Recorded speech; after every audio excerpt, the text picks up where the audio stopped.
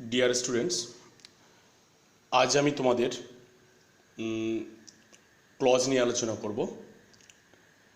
आमरा जयनिंग एर using different clauses एर माध्यमे विभिन्न क्लजेर माध्यमे जे जयनिंग आमरा करब तार आगे आमरा जयनिंग बोलते कि बोझाई व्हाट इज जयनिंग एवं जयनिंग एर जे विभिन्न एग्जाम्पल এবং জয়নিং শিখতে গেলে আমাদের যেগুলো বেসিক জিনিস আমাদের নলেজ থাকা দরকার।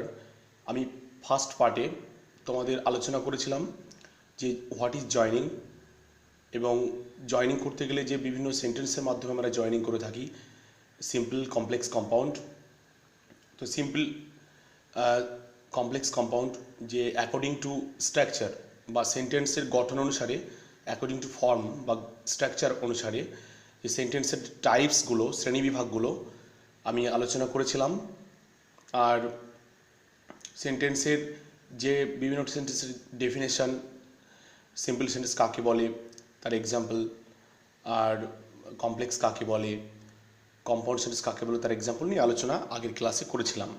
তোমরা আশা করি সেগুলো মনোযোগ দিয়ে ভিডিওটা ওয়াচ করেছো আর বুঝতে পেরেছো।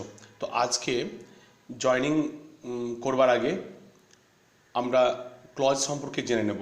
ঠিক আছে, ক্লজ সম্পর্কে জেনে নেব। তো চলো শুরু করি। দেখতে পাচ্ছ যে first example, as he is ill he cannot come. তারপর আরেকটা এক্সাম্পল দেখতে পাচ্ছ, number 2 example, second sentence, this is the boy who did it. As he is ill, যেহেতু সে অসুস্থ, he cannot come, সেহেতু সে আসতে পারে না। this is the boy, এ হচ্ছে সেই ছেলেটা, who did it, যে এটা করেছিল। তো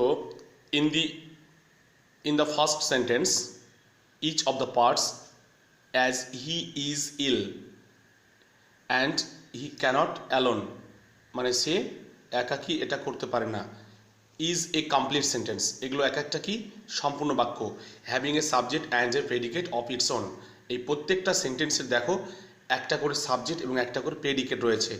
যেমন হি, তারপরে হি ইজ ইল এর হি, তারপরে ইজ ইল প্রেডিকেট, হ্যাঁ, তারপরে আছে হি ক্যানট কাম, এখানেও হি আছে সাবজেক্ট, কাম ক্যানট কামটা পুরোটা হচ্ছে প্রেডিকেট। তো এইভাবে each of this two small sentences, small sentence this is the boy who did it, এগুলো সব স্মল সেন্টেন্স বলা হচ্ছে। এই ছোট ছোট বাক্যগুলো এগেন ফর্মস আর কি করে এগুলো, তাছাড়াও মানে একটা part of the big sentence, বড় একটা বাক্যের একটা পার্ট তৈরি করে। বিগ সেন্টেন্সটা কি, as he is ill he cannot come, এটা প্রথম বাক্যে তোমরা দেখতে পাচ্ছ। নেক্সট মানে সিমিলারলি একইভাবে in the second sentence the two small sentences, who did it and this is the boy, this is the boy, this is the boy are parts of the big sentence. এটা একটা বড় বাক্য, এই বড় বাক্যের এক একটা এগুলো হচ্ছে অংশ। This is the boy who did it, এগুলো হচ্ছে এক একটা স্মল পার্টস। এই স্মল পার্টসগুলোকে ইউনিটও বলা হচ্ছে। আর কোন বড় সেন্টেন্সটা কি, this is the boy who did it. Okay, such small sentences, এই যে ছোট ছোট বাক্যগুলো, একটা বড় বাক্যের যে একটা ছোট ছোট যে বাক্য, যেমন this is the boy who did ইট, হ্যাঁ, এগুলো হচ্ছে হুইচ কি করছে, এগুলো ফর্ম গঠন করে কি part of a big sentence. আর এগুলোর একটা বড় বাক্যের একটা পার্ট গঠন করছে, একটা অংশ গঠন করছে। আর এগুলোকে কি বলা হচ্ছে, আর কল্ড ক্লজ বলা হচ্ছে। আর এগুলো কি বলা হয়, কি ক্লজ। তাহলে আমরা ফার্স্ট এক্সাম্পল নিয়ে তার অ্যানালাইসিস করে এটা বুঝতে পারলাম যে ক্লজটা কি। ক্লজ হচ্ছে, clause is a group of words. Clause হচ্ছে একগুচ্ছ শব্দ সমষ্টি having a subject and a predicate. Predicate that means finite verb. Okay, তোমরা জানো যে এর আগে আমি আলোচনা করেছি যে ফাইনাইট ভার্বই একমাত্র প্রেডিকেট বা বিধেয় তৈরি করতে পারে, তাছাড়া অন্যান্য ভার্ব বিশেষ করে নন ফাইনাইট ভার্ব প্রেডিকেট গঠন করতে পারে না। Of its own but forming part of a bigger sentence, বড় সেন্টেন্সের একটা পার্ট মানে গঠন করে আর কি। তাহলে আমরা সেটাকে কি বলবো? ক্লজ বলবো, ঠিক আছে। দিস মিনস দ্যাট, এটা মানে ক্লজ বলতে এটা বোঝাচ্ছে যে কি, এর অর্থ এ বোঝাচ্ছে যে a clause is a sentence forming part of a bigger sentence, ঠিক আছে।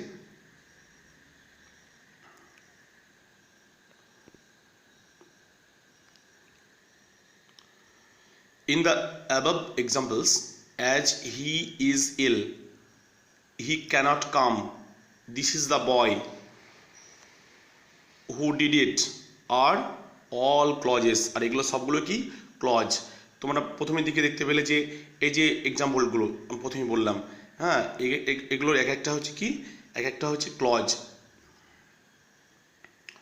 তো এবারে আমরা জেনে, তাহলে আমাদের আশা করি ক্লজ সম্পর্কে ক্লিয়ার একটা ধারণা হয়েছে যে ক্লজ হচ্ছে একটা বড় বাক্যের অংশ বা একটা ইউনিট বা পার্ট বলতে পারো একটা বড় সেন্টেন্সের, ঠিক আছে। আমরা কিন্তু সেন্টেন্সকে কিন্তু মানে ক্লজকে কিন্তু আমরা কি বলবো না, কখনোই একটা সেন্টেন্স বলবো না। ক্লজ আলাদা জিনিস, মানে সেন্টেন্স আলাদা জিনিস। অ্যাকচুয়ালি সেন্টেন্সের মধ্যেই ক্লজ থাকে।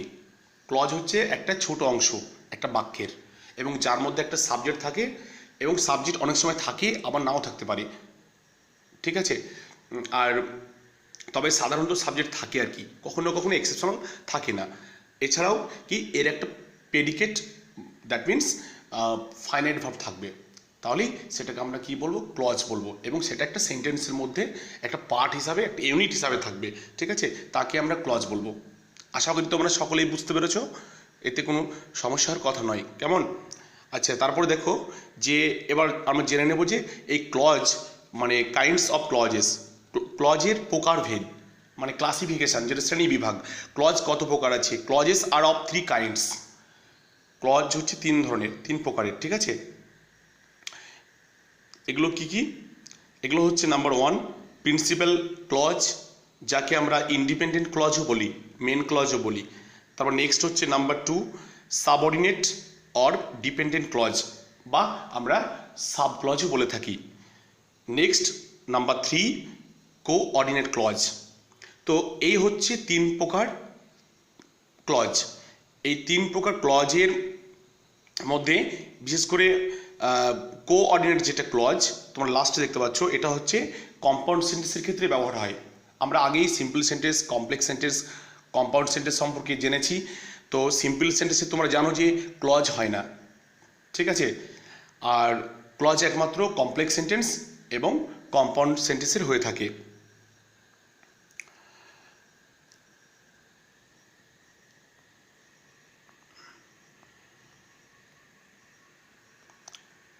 Principal and subordinate or dependent clause. As he is ill, he cannot come, this is the boy who did it। এই যে দুটো সেন্টেন্স দেখতে পাচ্ছ,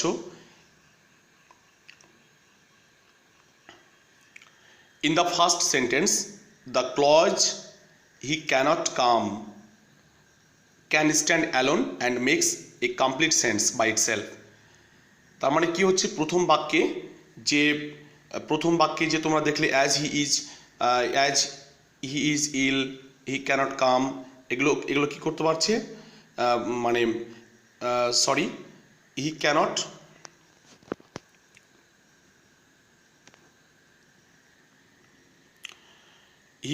come, he cannot come,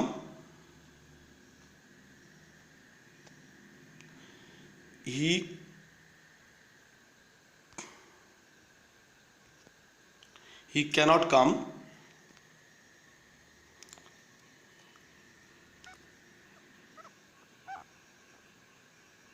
he cannot come, can stand alone and make makes it complete sense by itself actually, but the clause as he is ill, as he is ill cannot stand by itself as a sentence without depending on the clause he cannot come.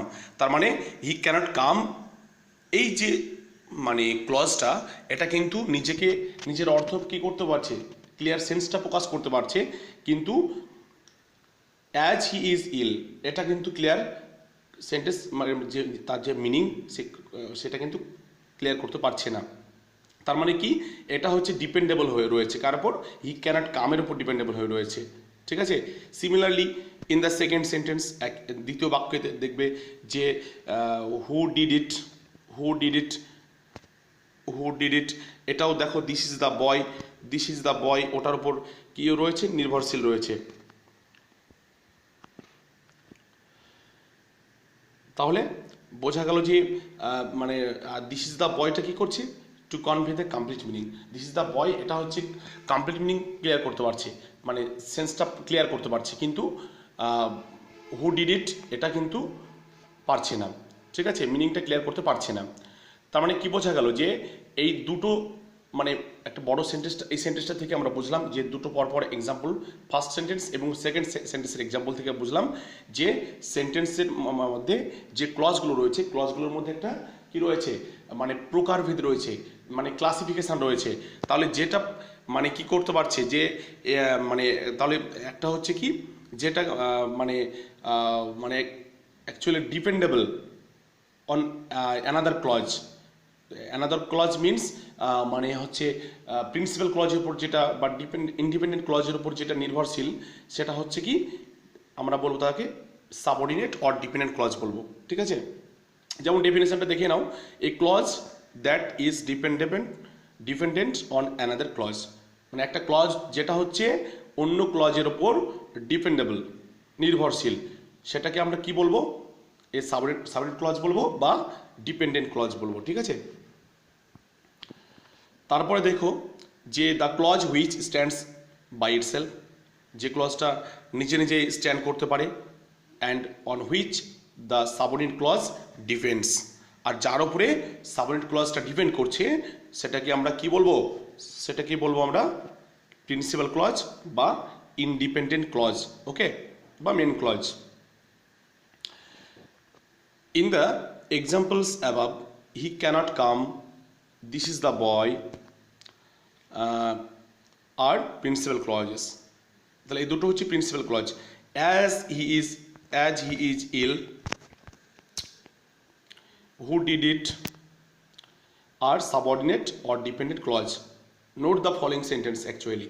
এবার দেখো পরের বেশ কিছু example দেওয়া রয়েছে, example extra রয়েছে, যেমন I know where he is, এখানে আই নোটা principal clause, where he is subordinate clause, the book that you gave me is lost, এটার মধ্যে দ্য বুক ইজ লস্ট এটা হচ্ছে principal clause, that you gave me এটা হচ্ছে subordinate clause. Same একইভাবে পরের বাক্যটাও, if you come you can meet him, you can meet him এটা হচ্ছে প্রিন্সিপাল ক্লজ, সাবঅর্ডিনেট ক্লজ হচ্ছে ইফ ইউ কাম। তো এই এক্সাম্পলগুলো দেখে নিও। তো একটা জিনিস তোমাদেরকে মনে রাখতে হবে যে finite verb is the main indication of a clause. Finite verb হচ্ছে কি মেন ইন্ডিকেশন, মানে প্রধান একটা চেনার যে মানে একটা কি বলবো মানে উপায়, যে every clause must have a finite verb, প্রত্যেকটা ক্লজের কি থাকবে, অবশ্যই একটা কি থাকবে, ফাইনাইট ভার্ব থাকবে। Are the number of finite verbs, মানে ফাইনাইট ভার্ব যতটা সংখ্যা থাকবে একটা সেন্টেন্সে, আর সেটা ইন্ডিকেট কি করবে, সেটা ইন্ডিকেট করবে দ্য নাম্বার অফ ক্লজেস, যতটা এক কথায় বোঝানো হচ্ছে যটা ক্লজ থাকবে, যটা ফাইনাইট ভার্ব থাকবে তটাই ক্লজ থাকবে, এটাই বোঝানো হচ্ছে। এই হলো প্রিন্সিপাল ক্লজ আর হচ্ছে সাবঅর্ডিনেট ক্লজ সম্পর্কে। এবারে চলো কোঅর্ডিনেট ক্লজ সম্পর্কে জেনে নিই। Coordinate clause,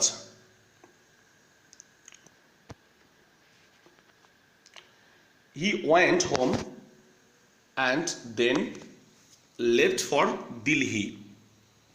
He is poor but will help you.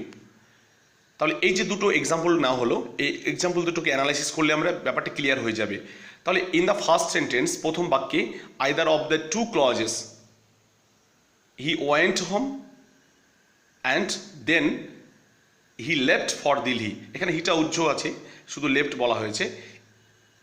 তাহলে এখানে হিটা উজ্জ্ব রাখা হয়েছে, কেননা অ্যান্ড দিয়ে যুক্ত করলে যেহেতু দুটো সেন্টেন্সের দুটো অ্যাকশান বা দুটো কাজ একজন ব্যক্তি করছে হি, তার জন্য এক্ষেত্রে হিটাকে উজ্জ্ব রাখা হয়েছে। তার মানে অ্যান্ড দেনের পরে হি রয়েছে, বুঝে নিতে হবে।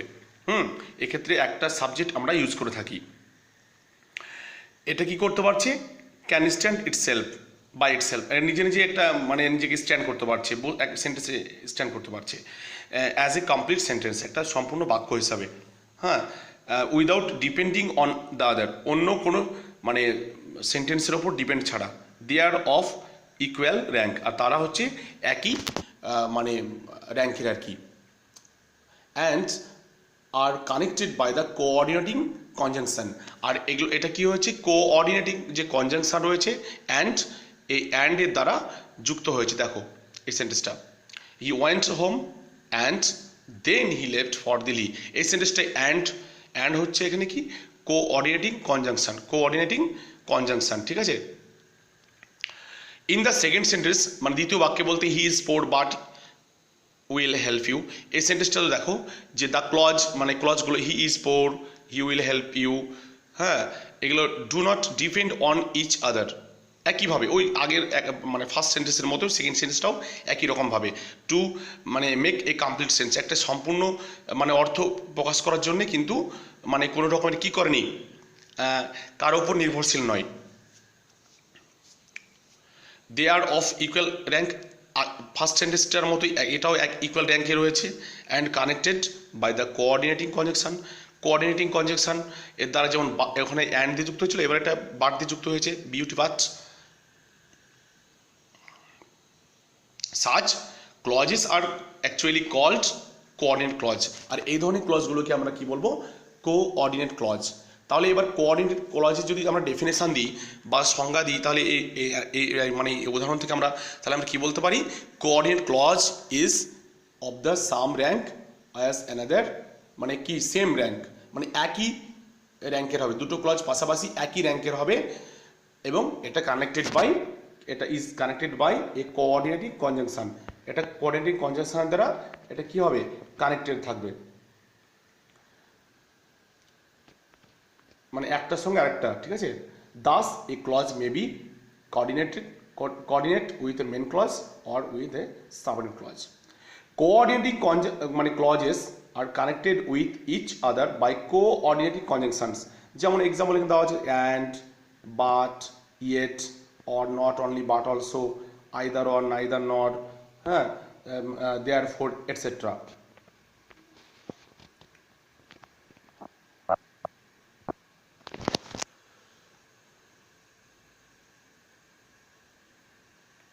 আর আরেকটা জিনিস তোমাদেরকে আজকে আলোচনা করব, সেটা হচ্ছে যে সাবঅর্ডিনেট ক্লজগুলোকে এবার কত ভাগে ভাগ করা হয়েছে। সাবঅর্ডিনেট ক্লজগুলোকে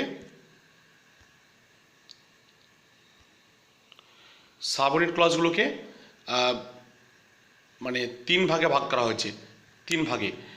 একটা হচ্ছে নাউন ক্লজ, একটা হচ্ছে অ্যাডজেক্টিভ ক্লজ, একটা হচ্ছে অ্যাডভার্ব ক্লজ, ঠিক আছে। তো নাউন ক্লজ কাকে বলে, অ্যাডভার্ব ক্লজ কাকে বলে, অ্যাডজেক্টিভ ক্লজ কাকে বলে, এগুলো আমরা আলোচনা করব পরবর্তী নেক্সট পার্টে, নেক্সট ক্লাসে, ঠিক আছে। আর আজকে আর বেশি আলোচনা দীর্ঘায়িত করছি না।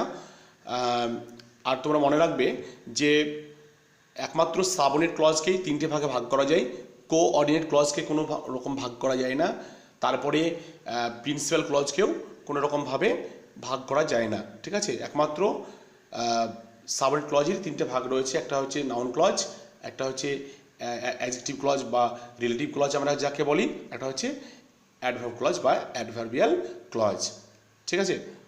তো আজকে এই পর্যন্তই। তো পরের দিন নেক্সট ক্লাসে আমি নাউন ক্লজ নিয়ে আলোচনা করব, নাউন ক্লজ এবং নাউন ক্লজের মাধ্যমে কিভাবে আমরা জয়নিং করব। আমি ক্লজটাকে জাস্ট নাউন ক্লজের যে বিভিন্ন মানে স্ট্রাকচার রয়েছে, মানে যে গঠন রয়েছে সেগুলো আলোচনা করব, মানে এবং তার সঙ্গে সঙ্গে নাউন ক্লজ যে ফাংশানগুলো রয়েছে, মানে নাউন ক্লজ কত রকমভাবে ব্যবহৃত হতে পারে একটা সেন্টেন্সে, সেটা আমি তোমাদেরকে আলোচনা করব এবং সঙ্গে সঙ্গে নাউন ক্লজের মাধ্যমে ওই যে ফাংশানগুলো রয়েছে তার মাধ্যমে কিভাবে জয়েনিং করা যাবে সেটাও দেখিয়ে দেবো। ঠিক আছে, তো আজকে এ পর্যন্তই। সকলে ভালো থেকো। Thank you.